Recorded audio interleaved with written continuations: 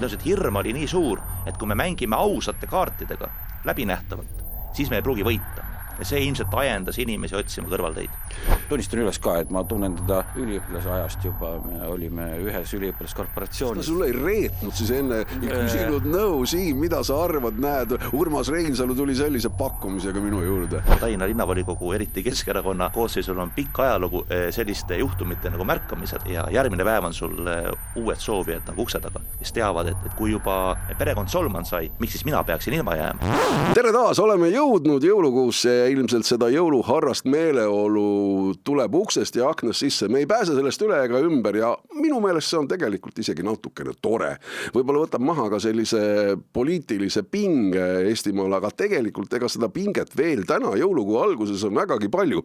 Head sõbrad, parempoolsete taskuhääling või taskuraadio, mis toimub, alustab taas. Ja mul on hea meel tervitada stuudios endiselt ikkagi siin selle sama laua taga koos Tõnist ja Siimu, aga eriliselt head ja pidulikud sõnad lähevad sulle, Siim, sellepärast, et sina oled nüüd meil värske Tallinna linnavolikogu liige, sa oled seal käinud ilusti juba tööl, olete oma fraktsiooni loonud, parempoolsete fraktsiooni.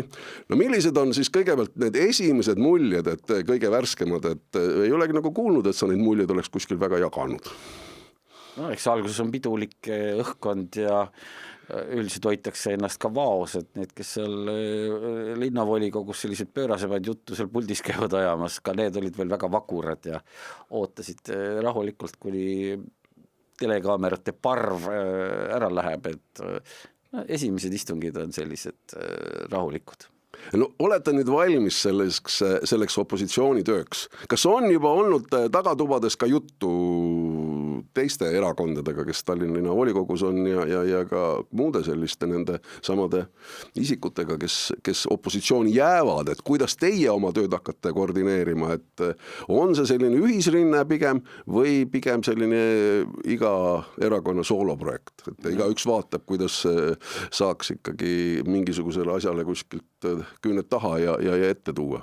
Koalitsioonis on eks ole 2 erakonda, Keskerakond ja Isamaa ja nemad paistab praegu väga tihedalt, siuke ilus algusaeg, kus kõik on nagu sõbrustavad seal kenasti. Ja siis opositsioonis 3 erakonda, sotsid, Reformierakond ja meie parempoolsed ja loomulikult eks kohe, nagu ikka, hakatakse valima volikogu esimeest, volikogu aseesimeest, selle huvitav siis volikogu esimehe kohale oli 2 kandidaati, nii et Kõlvart sai siis koalitsiooni hääled, sai siis volikogu esimeheks, aga siis volikogu aseesimeheks valiti praegu 1 aseesimees Sven Sester ja siis tema sai praktiliselt kogu volikogu hääled, 1 vastuhääl oli Svenile. Nii et see oli siis selline väike märk opositsiooni poolt.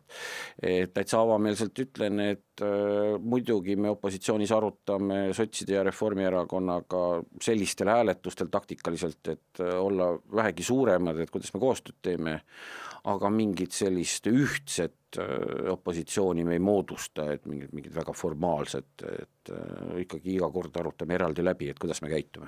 Komisjonide töökorraldus on veel jagamata? Veel jagamata, esmaspäeval tuleb, aga seal samamoodi, et eks me opositsiooniga püüame koordineerida, et me hääletame ühte moodi, aga jah, rõhutame seda, et see ei tähenda, et me kuidagi mingites muudes poliitilistes otsustes hakkaks ennast kuidagi siduma kokku. Noh, revisjonikomisjoni esimehe koht on selle vakantne teie opositsioonil. Seal on selline, Tallinna volikogus on selline inetu tava olnud tegelikult, et eriti Keskerakonna vedamisel, et nad ütlevad küll, et nagu hea komme on, et revisjonikomisjoni esimees jääb opositsioonile, aga nad hakkavad mängima, nad oma häältega hakkavad takistama opositsiooni ettepanekut, et tahavad sinna sellist inimest, kes on neile väga sobiv. Nad ütlevad, jaa, koht on opositsiooni oma, aga siis hakkavad mängima, et kes see opositsioonist peaks olema selle koha peal, et sellist et kui on opositsioonil, siis anna opositsioonile. Et sellist mängu nad mängivad, et praegu oli ka selline huvitav olukord, et kui tõesti esimene aseesimees Sven Sester valiti üleüldise toetusega ära, siis tegelikult on plaan valida volikogule ka teine aseesimees, kes siis tuleks opositsioonist. No loogiline on, jah. Ja selle peale Keskerakondis ütlesid, et aga meiega pole räägitud. Meiega peaks arutama, kes see siis on, kuidas on, las see inimene tuleb meile siia rääkima, ilmselt siis peab ütlema, et ta käitub ilusti selle koha peal. Et selline mäng käib, mida tegelikult ei peaks olema. Et see on nii kavalalt, see hääletussüsteem on nii tehtud, et sa ilma koalitsiooni toeta ei saa isegi teist aseesimest Tallinna volikogus. No kindlasti abilinnapeadest jõuame rääkida, aga kindlasti tuleb teile ka siin uut verd juurde, sest sealt ju abilinnapead liiguvad ju edasi ju linnavalitsusse ja võib-olla veel keegi seal kuskil ka linnaosa valitsuste juhtide kohtadele, nii et kindlasti seal eriti Keskerakonna poole pealt võib väga, väga huvitavaid volikogu liikmeid juba järgmistel istungitel nägema hakata. Aga Tõnis, tegelikult Isamaa tegi seda, mida nad lubasid, et nad tõid kaardilauale vahetult siin enne esimesi volikogu istungeid ja tõid linnapeaks Peeter Raudsepa. No selge, Peeter kirjutas kohe sellel hetkel, kui ta astus avalikkuse ette, kirjutas alla ka oma otsusele astuda Isamaa liitu ja sellega tema nii-öelda apoliitiline karjäär ka lõppes. Kuidas sa hindad seda valikut? Et isiklikult mulle tundub, et Isamaa suutis üllatada mingil moel, vähemasti mind isiklikult küll. Millest ka meie oleme siin saates varem rääkinud, et Isamaa plaan oli mõnes mõttes varjutada linnapea kandidaadi kübarast väljatõmbamisega kogu seda sisublokki, koalitsioonilepingut ja võib-olla ka muid personalivalikuid, mis siis koalitsiooni poolt tehti ja selles kindlasti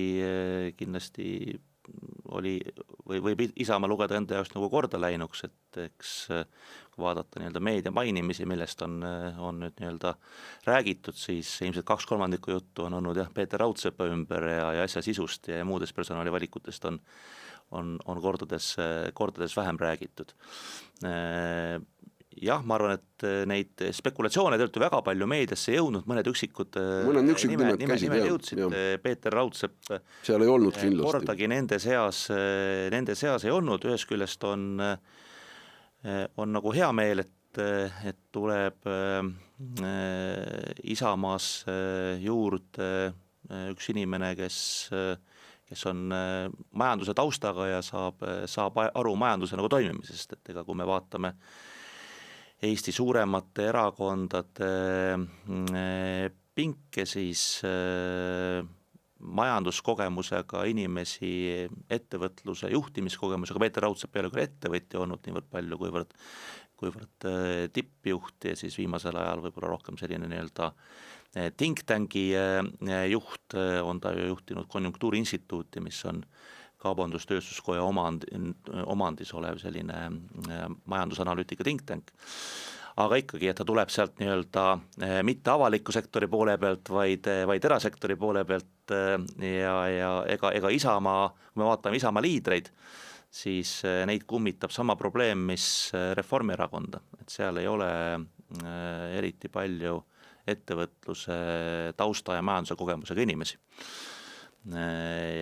Ja ma arvan, et see on nagu laiem trend, et kui me võrdleme 20 aasta tagusega poliitikaga tänast päeva, siis kahjuks erasektori ettevõtluse kogemusega inimesi on poliitikas jäänud järjest vähemaks ja vähemaks ja vähemaks.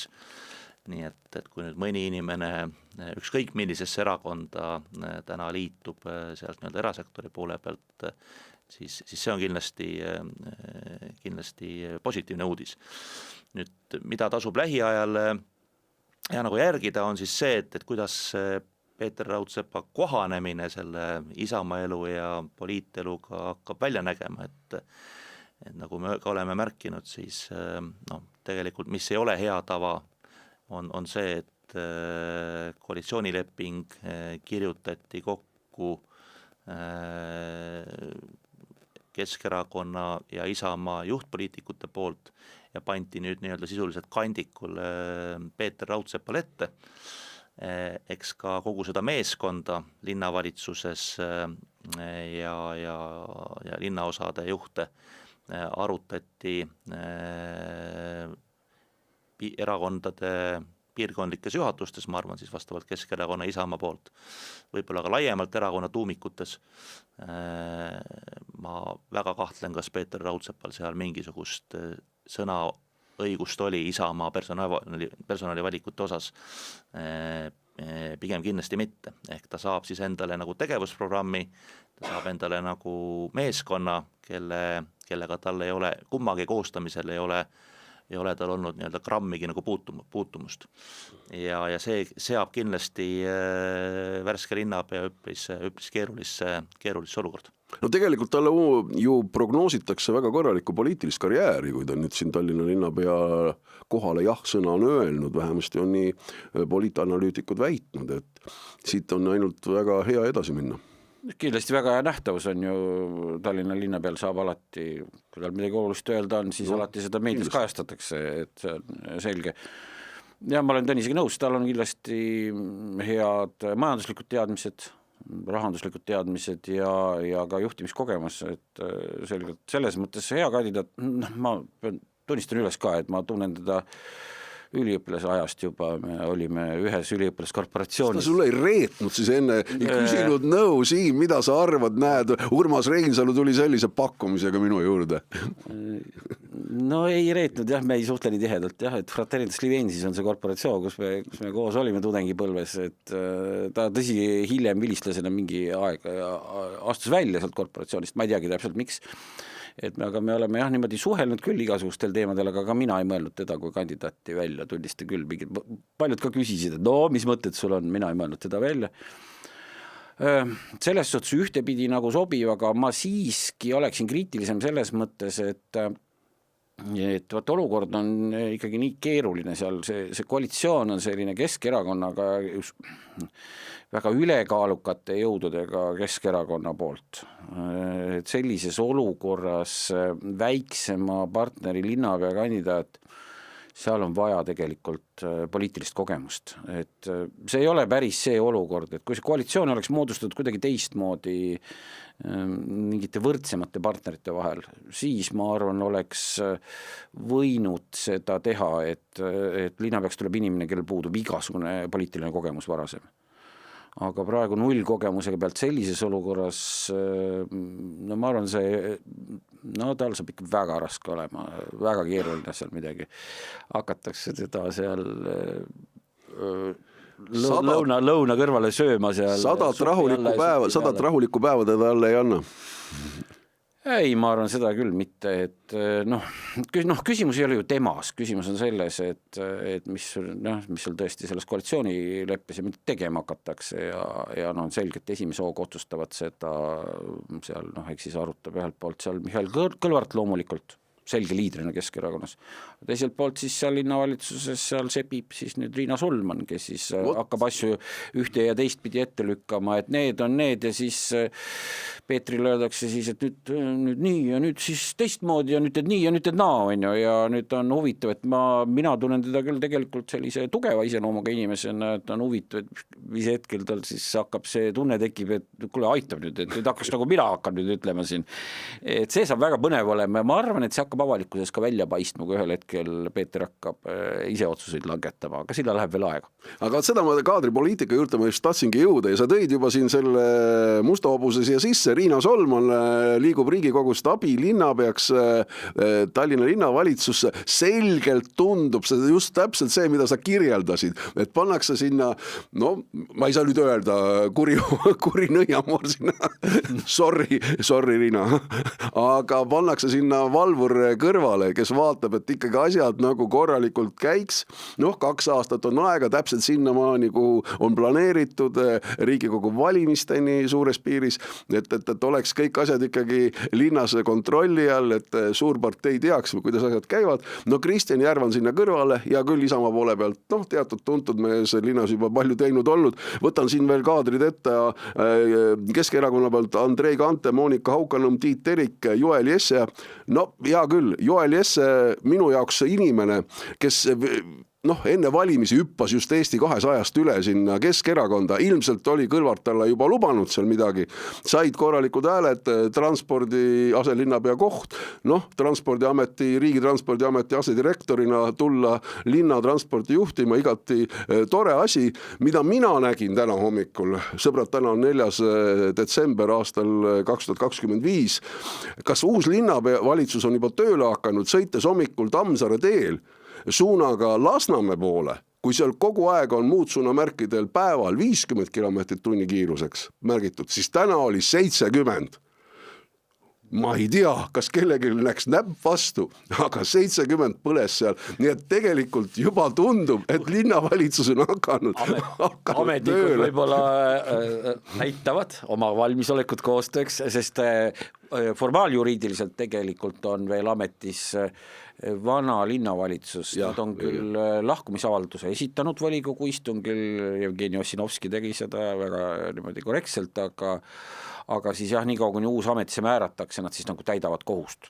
No aga veel kord ikkagi selle kaadripoliitika juurde, just see Riina Solmani fenomen, mis sinna samasse praegu jutu sisse siia tuli, et tegelikult hea küll, keskerakondlased, need on teatud tuntud inimesed, seal praegu välja arvatud Joel Jesse, aga ülejäänud ja eelkõige just Riina Solmani tulek Tallinna linnavalitsusse.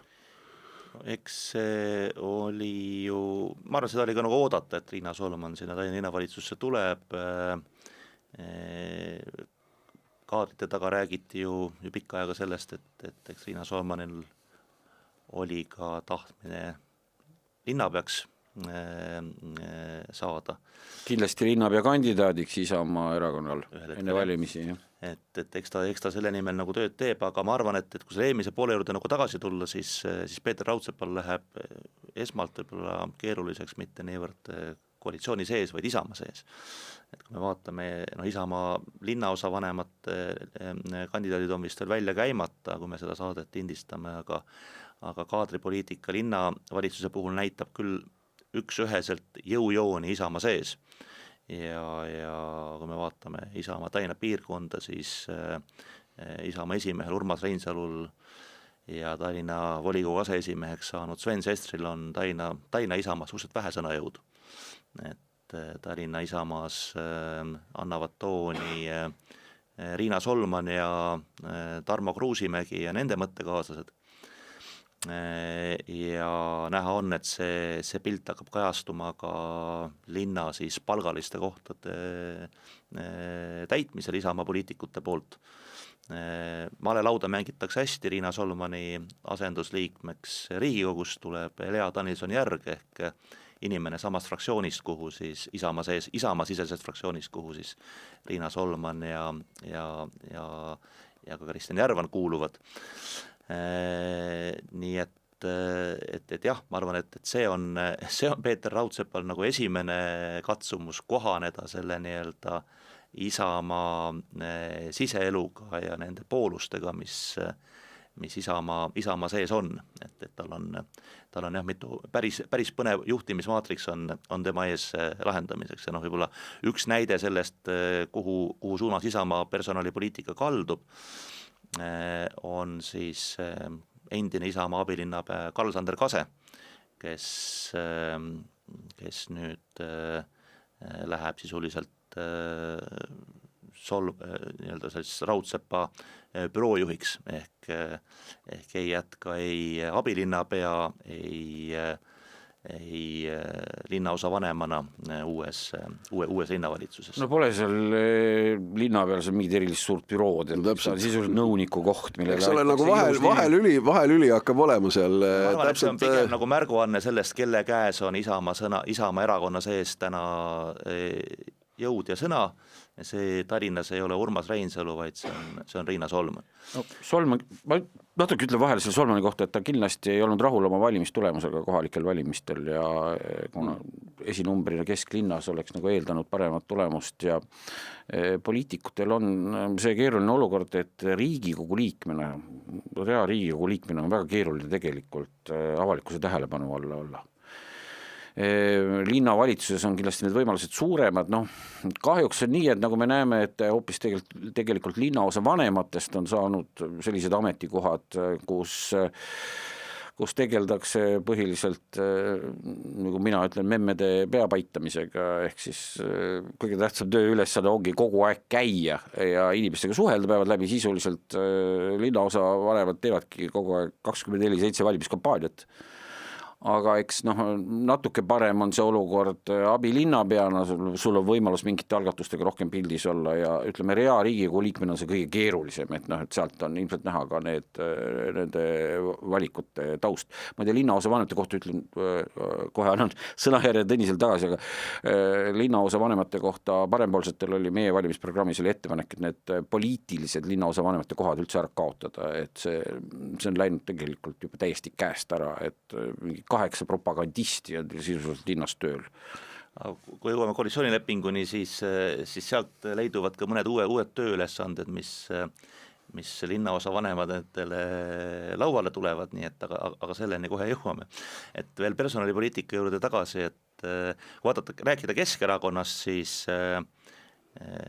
näha on, et Mihhail Kõlvart pingutab väga selle nimel, et tuua Keskerakonna juhtkonda tagasi Eesti nimega poliitikuid, et vabaneda sellest puhtalt Vene erakonna kuvandist, nii et eks ja kindlasti on Mihhail Kõlvart selle nimel teinud siis väga palju pakkumisi inimestele, et ametikohtadega enda ridu täiendada ja selles mõttes Joel Jesse kindlasti on üks näide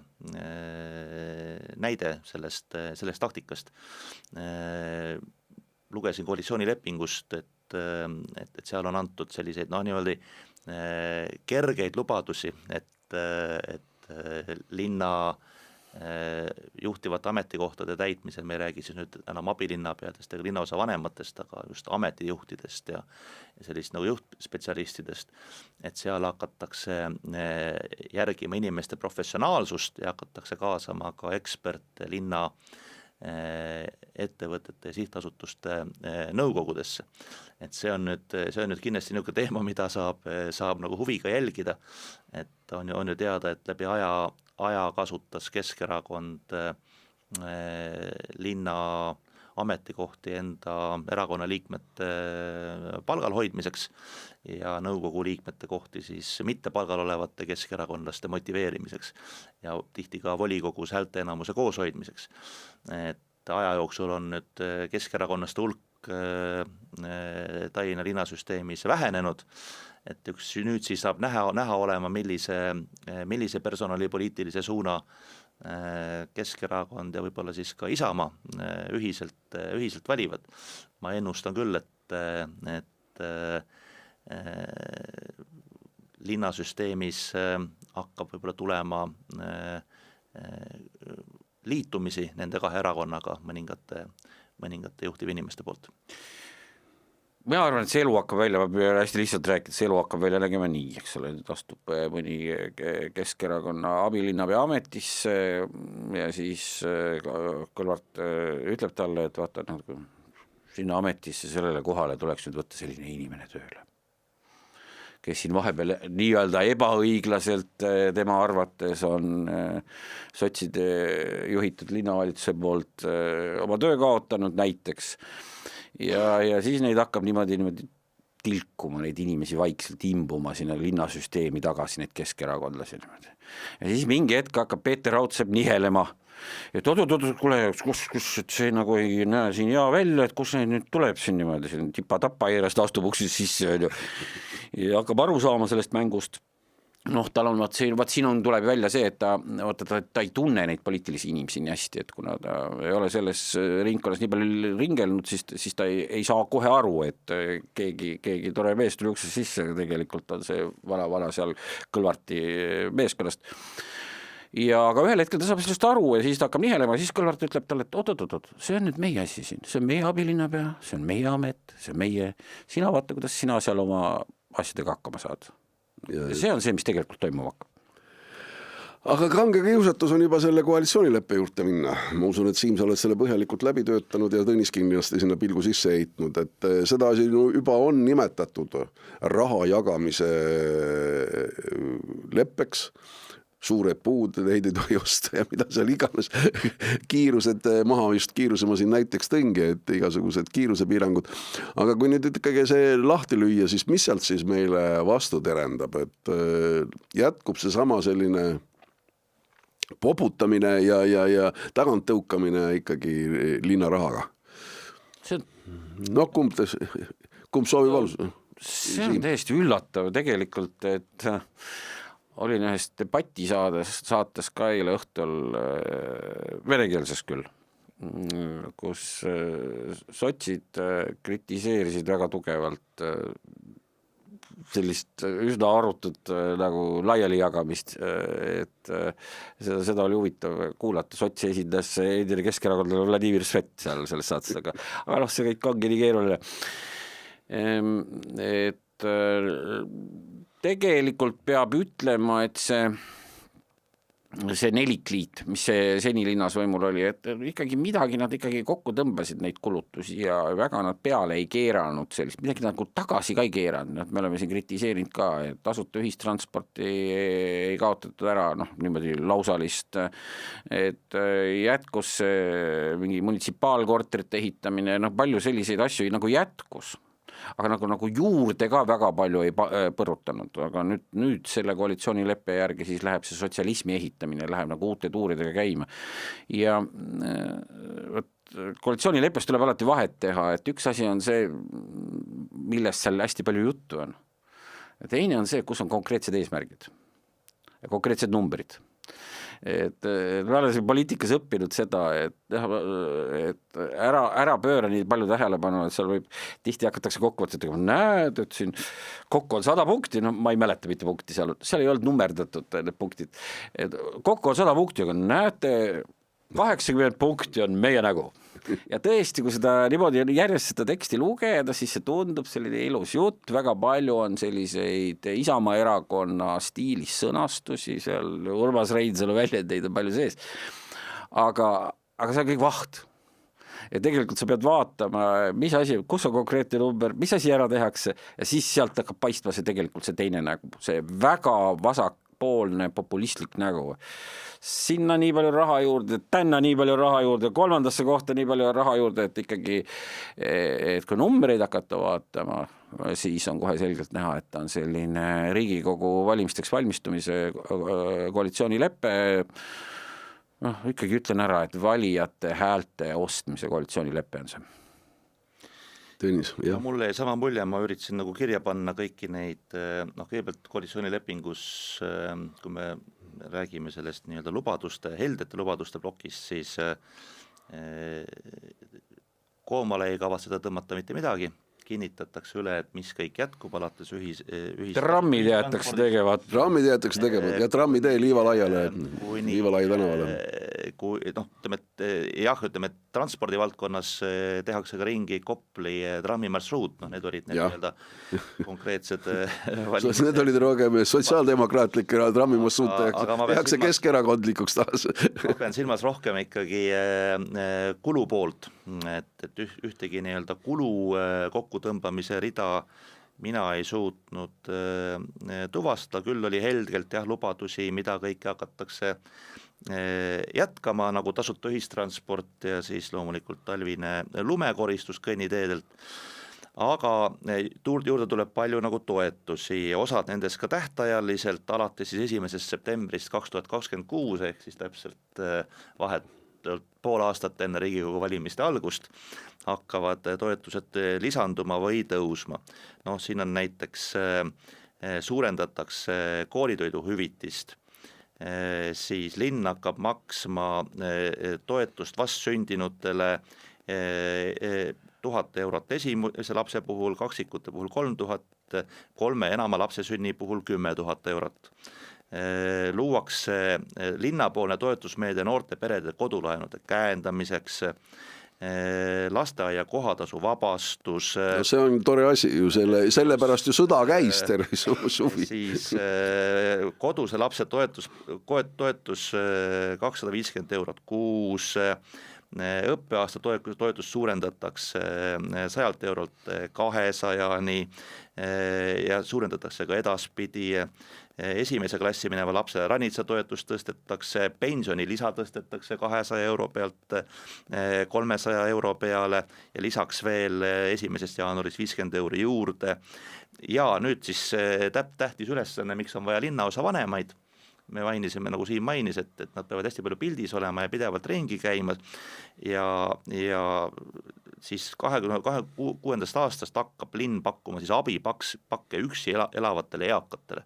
Et see on ju nüüd väga täpselt see ülesanne, millega linnaosa vanemad saavad tegelema hakata. No täpselt. Siis hakkab abipakkide vedu üksi elavatele eakatele ja selle kõige kajastamine linnaosa vanemate sotsiaalmeediakontodel, nii et ka linnaosa lehtedes ei ole vaja muretseda, et linnaosa vanemad kuidagi käed rüpes istuvad, tuleb Tööd on palju. Et jah, see on ja need on tõesti need on konkreetsed lubadused, kui me nüüd vaatame nagu vastukaaluks mingeid muid teemasid, millest kohalike valimiste eel Tallinnas väga palju räägiti, näiteks planeerimine, siis planeerimise koha pealt on üks konkreetne lubadus, kiirendame planeeringuid. Ei midagi konkreetset, ei mingeid mõõdikuid, null, kogu see nii-öelda ettevõtluse. Kui palju kiirendame, päevade arvu pole ka. Vähendame bürokraatiat, niisugune märksõna sisse kirjutatud. Kiirendame linnavara peal sellised laused, mis on iseenesest nagu huvitavad sõnastused, ühtegi plaani midagi erastada, ei siis linnale kuuluvaid ettevõtteid ega isegi mitte linnale kuuluvat kinnisvara, me koalitsioonilepingust ei leidnud. Selle asemel on sellised toredad laused, linn osaleb ettevõtluses vaid siis, kui see teenib linna strateegilisi eesmärke. Mis on linna strateegilised eesmärgid ettevõtluses, tahaks mina teada. Ja teiseks, kaasajastame linna omandi ja osaluspoliitikat. Ehk siit alt võib nagu kõike välja lugeda. Küll näen ma siin sellist ütleme, Siim ka mainis, ütleme, et sellist Isamaale omast, võib-olla Urmas Reinsalule omast kirjastiili on tõesti koalitsioonilepingusse sisse tekkinud, tehakse vist paar monumenti Tallinna linna juurde, aga lipuväljak tuleb just, aga Tallinnas tekib ka palju ümarlaudasid. Nii, esiteks see on küll alustatakse Tallinna uue üldplaneeringu koostamist ning koostöös arendajatega luuakse planeerimisprotsessi ümarlaud. Siis teiseks luuakse Tallinna majanduskasvu nõukogu. Kolmandaks demograafiakriis. Käivitatakse rahvastikupoliitika nõukoda, mis tegeleb iibe, inimese elukaare ja rände küsimustega. Ning neljandaks linnaosade eakate nõukogude tegevus ja lisaks veel ülelinnaline Tallinna eakate nõukogu. Nii et siin on ka väga konkreetsed plaanid koalitsioonilepingus olemas ja jällegi tööd nendel linnaosa vanematel ja ilmselt ka abilinnapeadel seal nõukogudes hakkab jaguma. Nii et siin koha peal esimene väljakutse ka opositsioonile linnavolikogus, et vaadake, et siis kui need ümarlauad seal kokku hakkavad tulema, kui palju siis nendele seal nii-öelda kompensatsiooni hakatakse määrama rahalist. Ümarlaua liige, see ja see inimene saab see 300 eurot kompensatsiooni ühes ümarlaua istutud päeva eest. See on kõik siuke. Aga see hakkab nii olema ju. See hakkab nii olema. Toreda punkt tegelikult, mis mulle meeldis ka Nõmme aiaomanikuna, meeldis mulle punkt, et hakatakse tigudega võitlema, Hispaania tigudega ja need teised, need mustad, kelle nimi mulle ei tule meelde, praegu nendega ka.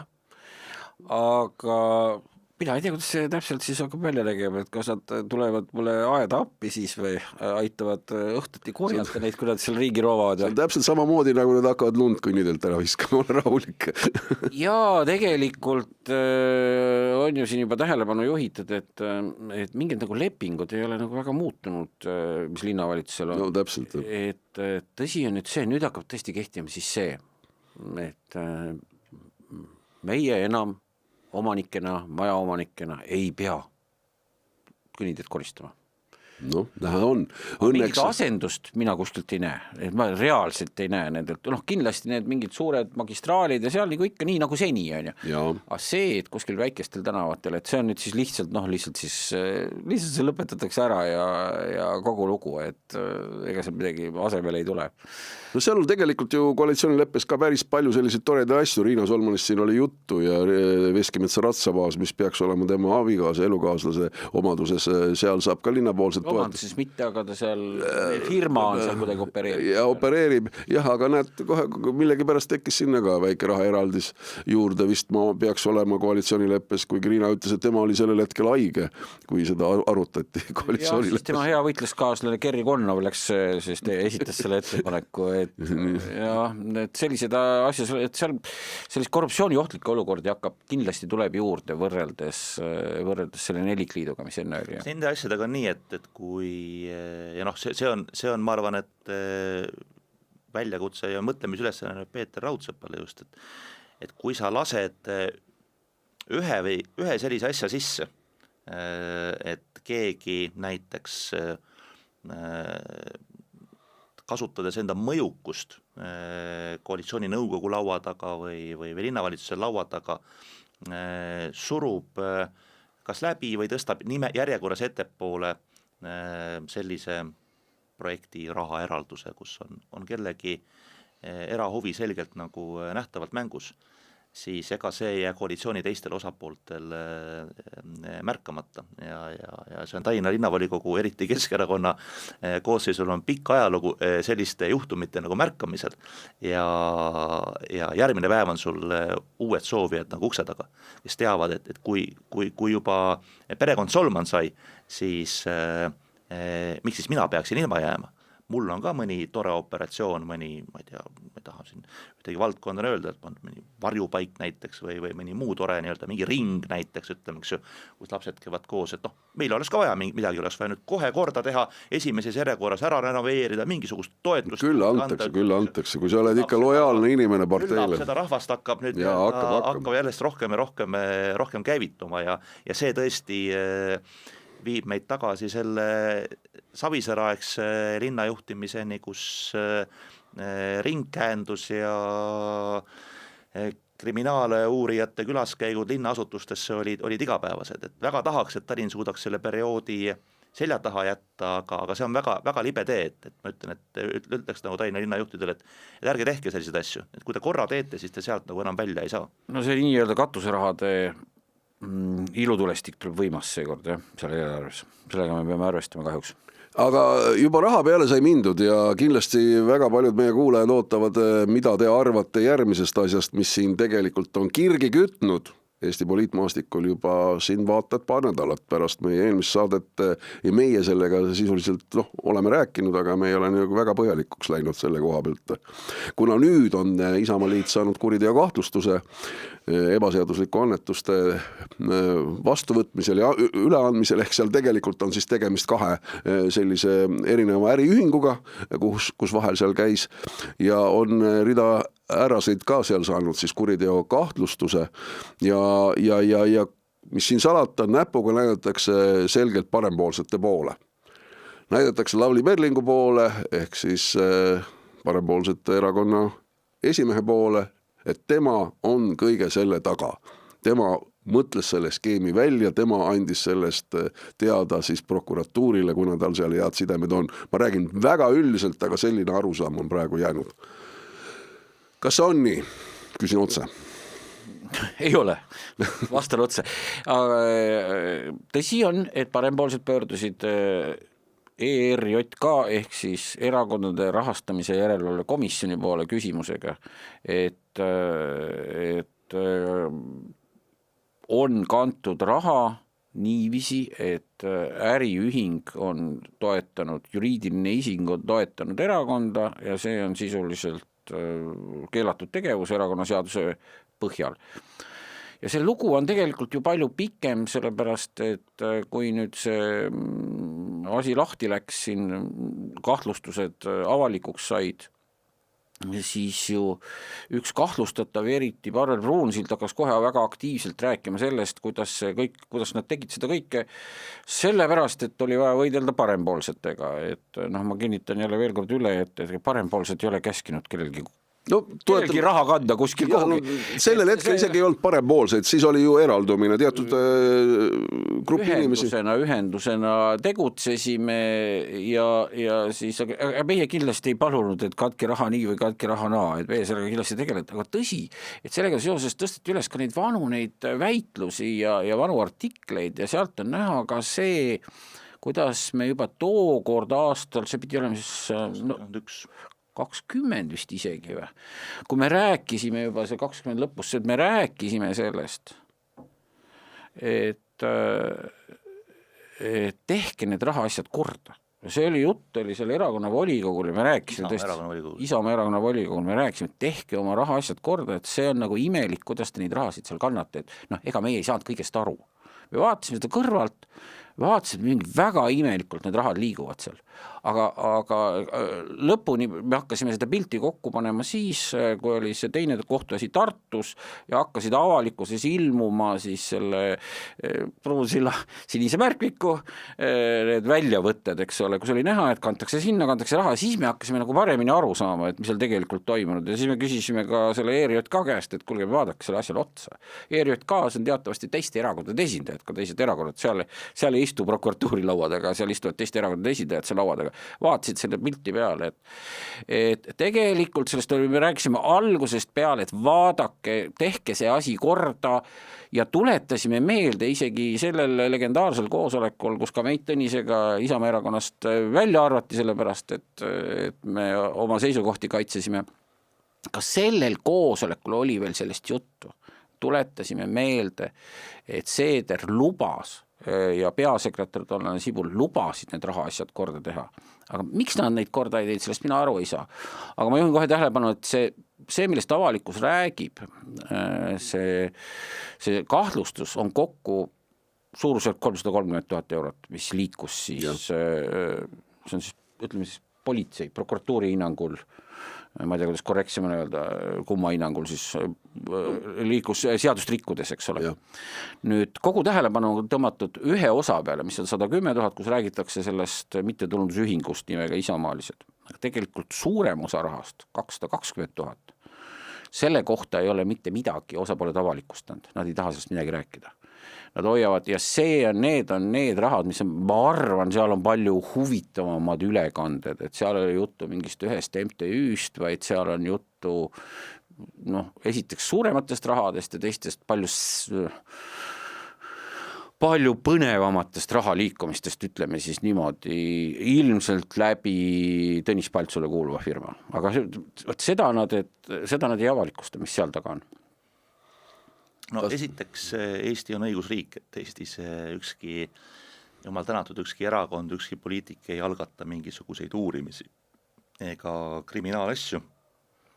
Meil on olnud pikk tee väljumisel postsovjeetikust ühiskonnast, tavaliselt postsovjeetikes ühiskondades selline nii-öelda piir võimu seadusrikkumise ja lubatu vahel on olnud nagu hägus. Eesti on läbi teinud märkimisväärse arengu, et me oleme täna korruptsiooni vabade riikide seas maailmas absoluutses tipus, seal kuskil 5.–6. kohal või isegi võib-olla veel paremal kohal ja kindlasti Eesti õigussüsteemil on olnud et meil on nagu professionaalsed ja pädevad erapooletud nii uurimis- kui asutused kui kohtuasutused, et meil on võimude lahusus, on olnud selles nagu väga tubli töö, nii et nüüd hakata nagu väitma, et meil õigusriik ei toimi või seda õigusriigi nii-öelda toimimist ja erapooletust kahtluse alla seadma.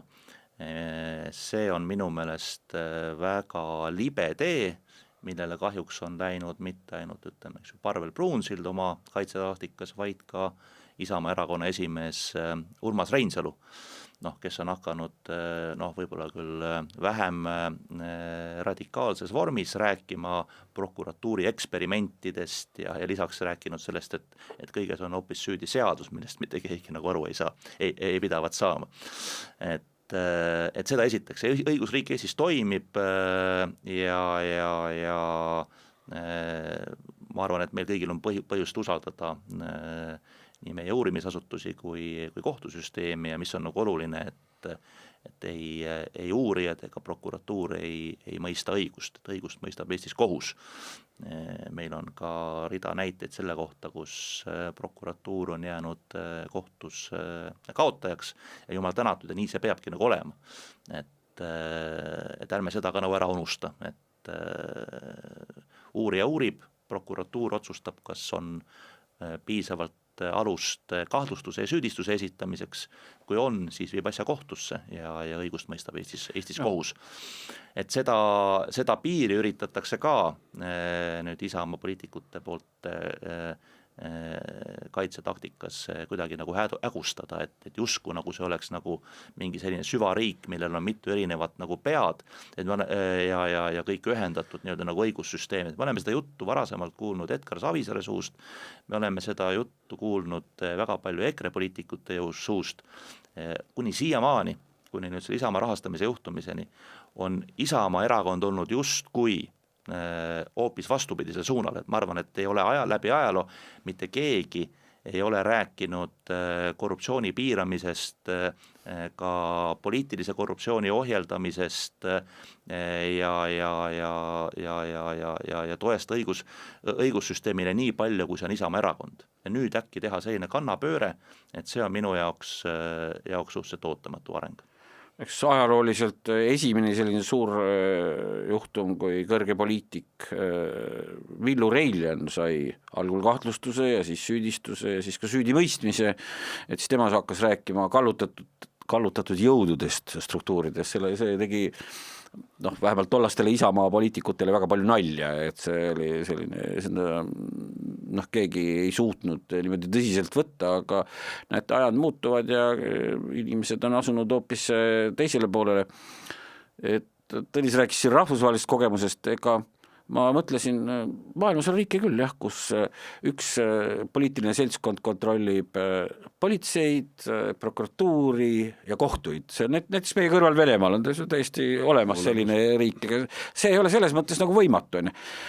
Aga ma ei ole kuulnud üheski riigist maailmas, kus oleks seda poliitilist kontrolli teostaks erakond, kes ei ole isegi parlamendis. Et täiesti mingi nagu parlamendi väline väike erakond suudab kontrollida korraga prokuratuuri, politseid ja siis veel kõiki kohtuid ka. Et need inimesed, kes seda juttu räägivad, et see lihtsalt nii rumal, et aga tehke mulle palun üks asi selgeks, et täna on ikkagi väga palju juttu siin sellest, et ka mulle need inimesed, kes on kuriteokahtlustuse saanud, on isiklikult rääkinud seda, mis huvi peaks olema mul maksta seda raha, toetusraha läbi mingisuguse MTÜ.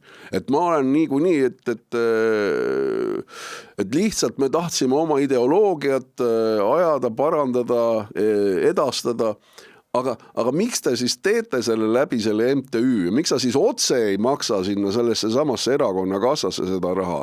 Miks on vaja läbi selle MTÜ seda kõike teha? Kui nad oled kõik niisugused aatemehed ja ütlevad, ma kogu aeg maksan ja kõik on nagu tubli, maksa siis eraisiku arvelt see raha sinna. See tuleb suuresti niikuinii kuskilt eraisiku arvelt. Või on siin see konks just?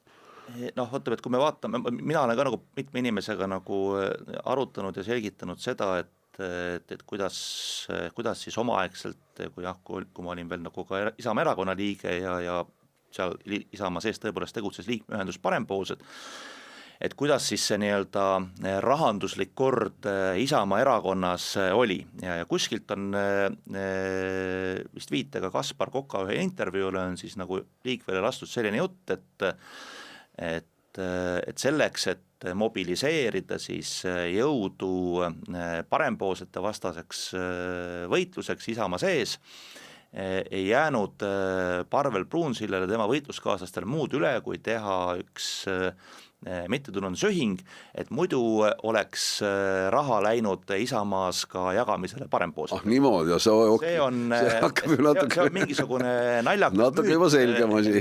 Mis on kuidagi liikvele läinud. Ja ma natukene nagu seletan lahti, et miks see nagu tõele ei vasta. Esiteks kogu selle perioodi, mida on ka Pruunsild ise öelnud, Parvel Pruunsild kogu selle perioodi, kui tegutses mittetulundusühing Isamaa, Isamaa kõrval, juriidiliselt, aga faktiliselt Isamaa sees, kogu selle perioodi Parvel Pruunsild toetas Isamaa erakonda regulaarselt annetustega 100 000 kvartalis, nii nagu ta teeb seda ka praegu jätkuvalt edasi. Eraisikuna. Eraisikuna. Korrektselt, just. Ja ma arvan, et Isamaa erakond ei erine selles mõttes teistest erakondadest, et igas sellises suuremas erakonnas on olemas ka omad nagu reeglid, kuidas siis erakonna sees erinevaid tegevusi finantseeritakse. Erakondade sees on tavaliselt piirkondlikud organisatsioonid ja on olemas ka erinevad liikmeühendused, millest kõige levinumad on näiteks naised ja noored, aga näiteks Isamaa sees tõesti oli see liikmete ühenduste nimekiri päris pikk. Mõnes erakonnas on nii, et liikmemaks laekub 100% piirkondlikule organisatsioonile. Ehk kui erakonnad saavad, siis erakondadel on voli saada annetusi riigieelarvest, siis eraannetustest ja liikmemaksudest. Parempoolsetel näiteks liikmemaksu üldse ei olegi, meil on ainult eraannetused ja väga minimaalne riigi toetus, aga enamuses erakondades on ka liikmemaksud. Siis tavaliselt käib see nii, et piirkondadel on omad eelarved ja omad arvelduskontod isegi, kuhu seda liikmemaksu kogutakse ja kuhu piirkonnad koguvad tihti ka sihtannetusi.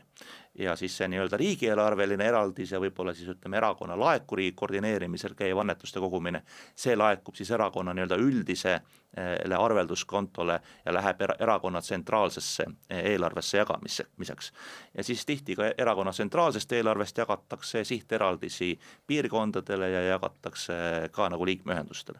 Ja Isamaas oli täpselt samasugune kord, et mäletan seda väga selgelt, et kui parempoolsed kõigepealt asutati Isamaa sees liikmeühendusena ja vastavalt ka erakonna sisekorrale siis liikmeühendusena ära registreeriti, siis ka parempoolsed oma tegevuse korraldamiseks kokkuleppel erakonna peasekretäriga avasid eraldi arvelduskonto Isamaa erakonna sees ja parempoolsed ei saanud erakonnas kogu oma tegevusaja jooksul Isamaa liikmeühendusena ei saanud Isamaa eelarvest ühtegi senti tegevustoetust. Isamaa erakond toetas seal küll noori, küll ütleme, võib-olla ka perede ühendust, aga mitte parempoolsete tegevust, parempoolsed ise seda kunagi ei taodelnud ka. Ehk parempoolsed kogusid ise annetusi enda liikmetelt ja ka väljaspoolt erakonda, näiteks toetasid mingil hetkel tuntud tehnoloogiaettevõtted sihtannetusena parempoolseid Isamaa sees, tehes annetuse Isamaa erakonna kontole, mis oli parempoolsete sihtkonto. Ja seda raha kasutas siis parempoolsed oma tegevuse korraldamisel, ka erakonna sisekampaaniate tegemisel. Kõik need annetused, kõik need kulud kajastusid Isamaa erakonna poolt ERJK-le esitatud rahastamisaruannetes. Kui me vaatame nii-öelda seda Pruunsilda maailma, siis tõenäoliselt teine temaga lähedalt seostatav organisatsioon Perede ühendus, mis asutati Isamaa sees, minu teada käitus ka nende reeglite järgi. Perede ühendus vist tegutseb Isamaas siiamaani, annab välja selliseid aastapreemiaid, näiteks Isamaa aasta ema, vist on ka isa, ütleme, selle eest antakse 10 000 toetus. Ka selle jaoks said nemad nii erakonna toetust kui ka sihtannetusi vist, kui ma ei eksi, samamoodi Parvel Pruunsildalt. Miks nüüd oli vajalik selleks, et erakonna sisevalimistel parempoolsetega konkureerida, teha erakonnaväline mittetulundusühing ja hakata osa raha suunama sisekampaaniasse nii-öelda läbi selle erakonna välise mittetulundusühingu. See jääb mulle tõesti nagu lõpuni arusaamatuks, ma võin ainult nagu oletada. Et võis ju nagu põhjus olla see, et ei tahetud näidata suurusjärku, ei tahetud näidata, kes konkreetselt seda tegevust finantseerib, võib-olla oli ka mingeid muid kaalutlusi. aga igal juhul tegid seda inimesed, kes tol hetkel olid Isamaa erakonna juhtkonnas, seetõttu on minu teada kahtlustuse saanud või osa sellest kahtlustusest on siis selleks põhjuseks Mart Maastik, Juhani Jääger ja Kaspar Kokk, kes olid tol hetkel tõesti Isamaa erakonna juhatuse liikmed. Juhani Jääger muuseas oli ka erakonna töötaja, ehk need inimesed peaksid väga selgelt aru saama, milliste mängureeglite järgi erakondade rahastamine käib, neil on lausa kohustus sellest aru saada, sest nad on olid tol hetkel erakonna juhatuse liikmed, ehk nad on vastutavad erakonna ka majandustegevuse juhtimise eest. Et mina seda juttu ära ei osta, et see neile üllatusena tuli, seda enam, mida ka Siim mainis, et tõesti Isamaa erakonna sees seda temaatikat korduvalt käsitleti. Tõnis viitas siin, eks ole, Kaspar Koka väljaütlemistele seal selles Tartu kohtuprotsessis, eks ole, mis on ajakirjandus käibel näide. Kaspar Kokk kasutas väljendit parempoolsete represseerimiseks. Raha oli vaja, ühendust oli vaja parempoolsete represseerimiseks. Ja kujutadagi nüüd olukorda, et ees seisis erakonna sisevalimised ja nüüd oleks siis avalik pilt olnud, kui see raha oleks käinud avalikult läbi erakonna, eks ole, üks asi on see, et äriühingud ei tohi anda, aga teiseks ei tohi ka niimoodi varjatult raha anda, eks ole. See, et avalikkusel peab olema teada, kes rahastavad erakonda. No loogiline. Ja millistes mahtudes. Ja nüüd oleks nagu avalikus ees, sisuliselt oleks olnud vähemalt erakonna liikmetele, kõigil oleks olnud selge pilt, eks ole, et kuskilt kantakse nagu väga suuri rahasummasid Eesti mõistes. Selleks, et siis maksta tegelastele, kes siis nii-öelda tegelevad parempoolsete represseerimisega Kaspar Koka väljendit kasutades. Ja see pilt oleks kõik nagu avalikult, vähemalt seda erakonna sees, kõik oleks aru saanud. Et see oleks hoopis teine olukord. Ja sellepärast oli vaja seda kõike teha varjatult. Et see ei paistaks niimoodi välja, mismoodi see tegevus käib. See on minu hinnaks. Mina võrdleks seda kõik spordiajaloost tuntud Mati Alaveri ja Andrus Veerpalu dopingujuhtumiga, et see on tegelikult klassikaline dopingukaasus, et ega keegi ei kahelnud, et Veerpalu hästi suusatada oskab. Aga tahtmine oli, ütleme, et veel teha natuke sobi ka, et siis saada parem tulemus. Ja siis sai ikka kulla, muidu oleks saanud hõbeda. Võib-olla oleks sisevalimistel muidu teiseks jäänud. Et siin on sama, keegi ei kahtlenu selles, et Kaspar Kokal oli erakonna sees suur toetajaskond, keegi ei kahtlenud selles, et Parvel Pruunsilal on palju raha ja et ta ka erakonna sees tulemuse saamiseks nagu pingutab. Aga tõesti, et kui oleks seda ausat mängu teinud, ilmselt oli hirm, me ei tea ju seda, mis oleks siis tulemas olnud, aga tõenäoliselt hirm oli nii suur, et kui me mängime ausate kaartidega läbinähtavalt, siis me ei pruugi võita. Ja see ilmselt ajendas inimesi otsima kõrvalteid. Head sõbrad, siinkohal teen teile väga suure sellise ettepaneku, et seda eelnevat juttu, mida Tõnis siin teile ette näidetena tõi ja mida Siim siin siis täiendas, kindlasti soovitage oma sõpradele, tuttavatele, kes ei ole aru saanud, mille pärast siis ikkagi Isamaa erakonda süüdistatakse ja kuidas see rahastamise skeem siis lõpuks ikkagi välja nägi. Siin oli teile pesuehtsalt ja lihtsalt toodud välja kõik see, kuidas see asi käis. Ma arvan, et sellest teadmisest on ikkagi palju kasu, kes tahavad ikkagi jälgida seda ja kes jälgivad poliitikat edasi, et siin praegu härrased tegid selle teile väga üksi pulgi selgeks.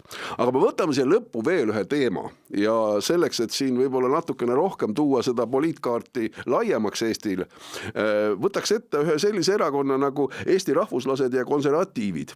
Nimelt oleme sellest erakonnast rääkinud, teadupärast on erakonnaga tegemist siis, kes EKRE-st lahku lõi siin mõned ajad tagasi. Läksid nad ka omavalitsuste valimistele, saavutasid erakonnana kuskil 2400 natukene rohkem häält Eestis kokku. Väga paljud erakonna liikmed, kes sinna kuulusid, läksid teiste erakondade nimekirjadesse, väga palju läks Isamaa nimekirjadesse inimesi ja seal nad võib-olla tegid isegi parema tulemuse, kui nad oleks kindlasti tegid parema tulemuse, kui nad oleks oma erakonnaga teinud. Aga nüüd on siis erakond öelnud välja selle, et on natukene nagu laiali jooksmist, on väikseks kuivatud, et tuleks teha nagu selline selge eesmärki või seada endale, kuidas edasi, ja siis plaanivad nemad siis teha sellise sisereferendumi, et aru saada, kuhu nad siis tahavad edasi liikuda ja võib-olla ka kellegiga liituda. No ise nad räägivad siin Keskerakonnaga võimalikust liitumisest, aga no mine sa tea. Kuidas see pilt siis praegu siit kõrvaltvaatajatena teile välja paistab, et tegemist on sellise nagu nii-öelda agooniaga, mida siis üritatakse veel kuidagi reanimeerida või? Noh, kui erakonna esimees Silver Kuusik avalikult sellist juttu räägib, ma imestan, et see on avalikkuses nii vähe tähelepanu leidnud, et üks uudis ERR-is oli vist ja ongi vist kõik, et teised meediaväljaanded ei ole seda kajastanud, aga minu arust see on ikkagi nagu märgiline, et nad ei ole mingi ju päris olematu, et seal mingi toetus 0,9, ligi 1% valijatest, kes aktiivselt osalevad valimistel, see ei ole ka väga vähe tegelikult. Et ega me ju ei ole mingit helget tulevikku sellele erakonnale siin kunagi ennustanud, oleme seda kirjeldanud ka, miks me ei näe nendele kohta Eesti poliitikas, aga ikkagi see on suhteliselt pretsedenditud, et erakonna esimees niimoodi välja ütleb, et ja sisuliselt see tähendab, et nad siis mingi valiku teevad, iseseisvalt edasi ei jätka. Aga teistpidi ma kiidaks seda Silver Kuusikut, et miks ta seda nii avalikult rääkis, just seda ka Keskiga ühinemise osa, ma ei tea, aga anda endale aru, et ei ole mõtet niimoodi jonnida, et see on ju tegelikult nagu mõistlik ja küsida seda ka oma liikmetelt, et kuidas me edasi lähme, see on ka ju tegelikult mõistlik. Täitsa mõistlik, minu arust ka. Miks just Kesk, see tuleb mulle veidi üllatus. Me siin oleme ka arutanud, et pigem Isamaa oleks loogiline. Otse häda on selles, et tihti need otsused kipuvad minema isiklike kontaktide kaudu. EKRE-sse tagasi teed ei ole, ma ei tea, Isamaasse seal osa on läinud Põlluaas ja nii, aga miks seal, kas siis seal, ja selge on see, millest juba enne siin juttu oli, mida Tõnis mainis meil, kui me rääkisime siin Tallinna koalitsioonist, et Kesk otsib paaniliselt endale Eesti nimedega Eesti valijaid, võib-olla rohkem köitvaid poliitikuid. Ja ilmselt on eeldus, et Kesk teeb selles mõttes parema pakkumise, seal on ees oma vana kameraad EKRE-st lahkunud Jaak Madisson, kes ma arvan võib olla selle asja kokkunõelu ja seal väga vabalt, kes tunneb ka puudust, et tal oleks neid mõttekaaslasi ja ka sisevalimiste toetajaid seal oma erakonna sees. Et selles mõttes, kui nii hakata mõtlema, tundub see loogiline. Aga igal juhul mõistlik, et nad mingid lahendust otsivad ja ma soovitan Eesti 200-le samamoodi hakata nagu tõsiselt mõtlema, et ega Eesti 200, nendel on 1%, Eesti 200 2%. Kutsud juba üle tulema? Ei, jõuluks. Ei, ma just mõtlesin seda, et kui nad tahavad oma seltskonda koos hoida, siis nad peaksid oma keskis, ilmselt mitte nii avalikult, aga peaksid ka selliseid arutelusid pidama. Et kui nad lihtsalt tahavad seal saapad jalas võidelda, siis neid kuhugi ei vii. Et ma arvan, et Eesti 200 järele mõtlemise koht, mida nad edasi teevad samamoodi. Tõenäoliselt sellele, et ERK täna ERK-i esimees Silver Kuusik siis nii-öelda mõtleb eeskätt Keskerakonnaga liitumise peale, et tõenäoliselt on seal kaks põhjust, üks on jah, nagu võib-olla selline ratsionaalne, pragmaatiline, mida Siim kirjeldas, et Keskerakond ootab nagu värsket õhku, ütleme, eks ju, nii-öelda mingeid uusi Eesti nimega poliitikuid peale ja Jaak Madisson kindlasti tahaks ka erakonna sees ja endale sellise tugevama toetusbaasi ehitada ja ERK-is on ju vist üle 500 inimese, kes on värskelt erakonnaga liitunud, et need ei ole nii-öelda enamasti ei ole surnud hinged kuskil nimekirjas, vaid need on inimesed, kes on viimase aasta jooksul kirjutanud liitumisavalduse. Keda saab üldkogule kohale.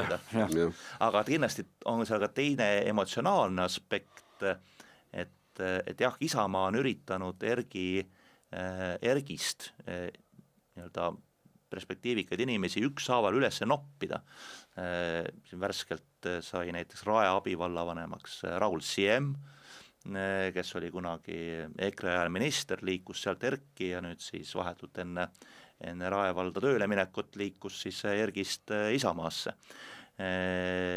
Mitmetele tehti tõesti nii-öelda häid pakkumisi kutsega kandideerida Isamaa nimekirjas, mõned Ergi poliitikud on ju ka varasemalt ju üle hüpanud Isamaasse, et ma arvan, et selle seltskonna vahel, kes on juba Isamaasse läinud ja Silver Kuusiku selja taha jäänud tuumiku vahel, et seal ilmselt väga sooja tundeid ei ole. Nii et ma arvan, et seetõttu on Keskerakonnal siin ilmselt selge eelis temaga läbirääkimistel. Milliseid tundeid ootame ja näeme juba 2 nädala pärast, seda näitab aeg. Tuleme enne jõulu veel kord kokku veel üheks salvestuseks ja kindlasti kas saame seal jõulumõtteid edastada, eks seda näitab aeg ja võib-olla võtame ka aasta vaikselt kokku, mis Eestika poliitelus on toimunud. Aga igal juhul, head sõbrad, tänases saates on väga palju teadmist just selle suure rahastamisskandaali kohta ka, mis siin Isamaa ümber on üles kerkinud ja kuhu siis ka parempoolsed on tõmmatud kaasa, siin praegu saite kindlasti väga hea ülevaate, mis siis tegelikult seal toimus, nii et veel kord soovitan teil seda jagada ja ka sõpradele rääkida, et siit sellest taskuringhäälingust või taskuraadiost saate kindlasti teada täpselt, mis seal siis sündis. Kõike head, soovime teile lund, lumeootust, kas Tallinnas hakatakse ka tänavaid pühkima, mullest lükkama, seda me veel ei tea, see oleks siis üks esimene katsepolikon.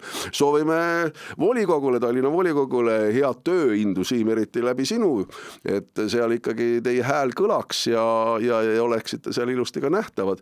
Nii et tuleme taas tagasi, seniks kõike head ja ilusat jõuluootust.